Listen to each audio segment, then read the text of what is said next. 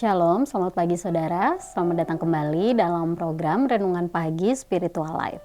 Perenungan kita pagi ini akan terambil dari Yudas pasal pertama ayat 17 sampai 23 dengan judul perikop nasihat-nasihat untuk meneguhkan iman. Demikian firman Tuhan. Tetapi kamu, saudara-saudaraku yang kekasih, ingatlah akan apa yang dahulu telah dikatakan kepada kamu oleh rasul-rasul Tuhan kita, Yesus Kristus. Sebab mereka telah mengatakan kepada kamu, menjelang akhir zaman akan tampil pengejek-pengejek yang akan hidup menuruti hawa nafsu, kefasikan mereka. Mereka adalah pemecah belah yang dikuasai hanya oleh keinginan-keinginan dunia ini dan yang hidup tanpa Roh Kudus. Akan tetapi kamu, saudara-saudaraku yang kekasih, bangunlah dirimu sendiri di atas dasar imanmu yang paling suci dan berdoalah dalam Roh Kudus.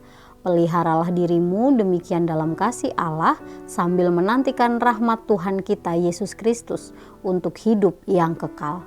Tunjukkanlah belas kasihan kepada mereka yang ragu-ragu, selamatkanlah mereka dengan jalan merampas mereka dari api. Tetapi tunjukkanlah belas kasihan yang disertai ketakutan kepada orang-orang lain juga, dan bencilah pakaian mereka yang dicemarkan oleh keinginan-keinginan dosa. Saudara yang terkasih, dalam perikop yang baru saja kita baca ini, Rasul Yudas mengulangi nasihatnya agar orang percaya waspada terhadap para pengajar sesat atau guru-guru palsu. Rasul Yudas memperingatkan orang percaya agar berhati-hati karena mereka akan segera muncul di tengah jemaat. Guru-guru palsu ini digambarkan sebagai pemecah belah gereja karena cara hidup mereka hanya mengikuti hawa nafsu dan keinginan dunia. Oleh sebab itu, Rasul Yudas memberikan 4 nasihat agar orang percaya tetap teguh di dalam kebenaran. Mari kita lihat satu persatu nasihat tersebut. Pertama adalah membangun iman. Setelah menerima Kristus, orang percaya harus terus berusaha membangun iman mereka. Tapi perlu diperhatikan bahwa iman yang teguh harus dibangun menggunakan bahan seperti emas, perak, dan batu permata, dan bukan kayu, rumput kering, atau jerami. Dengan kata lain, bahan-bahan yang kokoh ini ialah kebenaran firman Tuhan dan perilaku yang saleh. Iman yang demikian akan mampu teguh berdiri dan dapat bertahan di tengah pencobaan yang berat sekalipun. Yang kedua adalah mengandalkan Roh Kudus. Doa adalah salah satu cara untuk merawat iman. Orang percaya harus selalu berdoa untuk meminta bimbingan dan kekuatan dari Roh Kudus agar tidak terpengaruh dari pengajaran-pengajaran sesat. Yang ketiga adalah menjaga diri. Orang percaya harus berhati-hati agar tidak menjauh dari kasih Allah. Dengan kata lain, mereka harus memperhatikan langkahnya agar tidak keluar dari kebenaran Allah dan tetap berada di dalam kasih Allah. Yang keempat adalah menjaga saudara yang lain. Nah, Rasul Yudas meminta supaya jemaat saling menunjukkan kasih mereka dengan menolong saudara-saudara yang pendiriannya mungkin masih lemah, sehingga tidak ada jemaat yang terjerumus di dalam kesesatan. Saudara-saudara yang terkasih, dari 4 nasihat yang sudah kita bahas ini dapat disimpulkan bahwa orang percaya harus membangun iman dengan terus-menerus melandaskannya pada kebenaran firman Tuhan.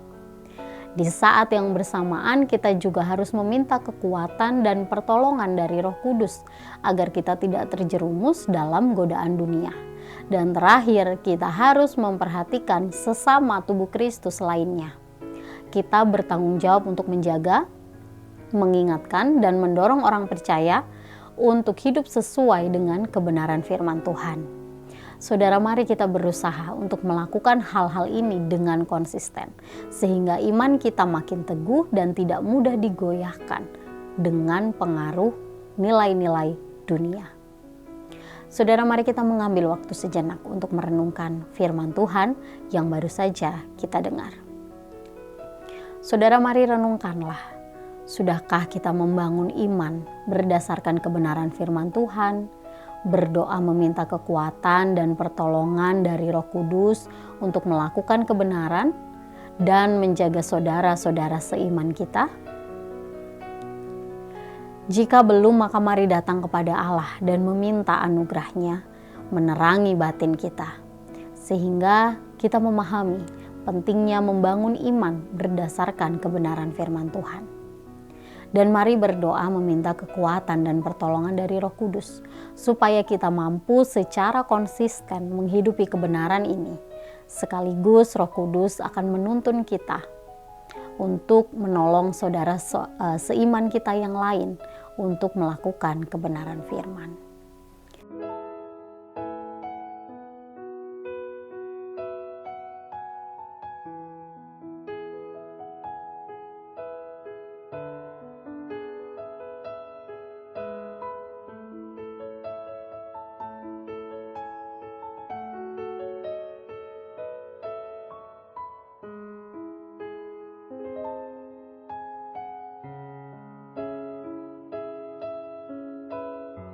Demikian renungan kita hari ini, mari kita berdoa.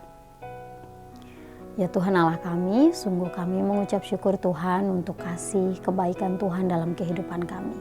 Terima kasih jika Tuhan sudah menjagai kami dalam istirahat malam kami, dan pagi hari ini kami bisa kembali bangun dalam keadaan tubuh yang baik.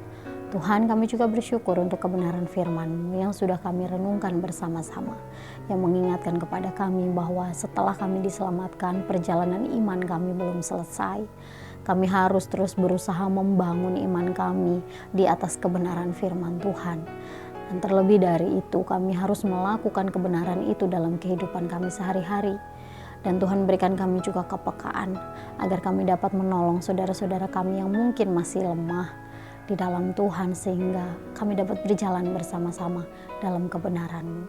Ajar kami untuk selalu mengingat Tuhan, kebenaran ini, dan melakukannya dalam kehidupan kami setiap hari. Terima kasih Tuhan, kami serahkan seluruh hidup kami ke dalam tangan kuasa-Mu. Hanya dalam nama Tuhan Yesus kami berdoa dan mengucap syukur. Haleluya. Amin. Demikian renungan kita hari ini. Selamat pagi, selamat beraktivitas. Tuhan Yesus memberkati.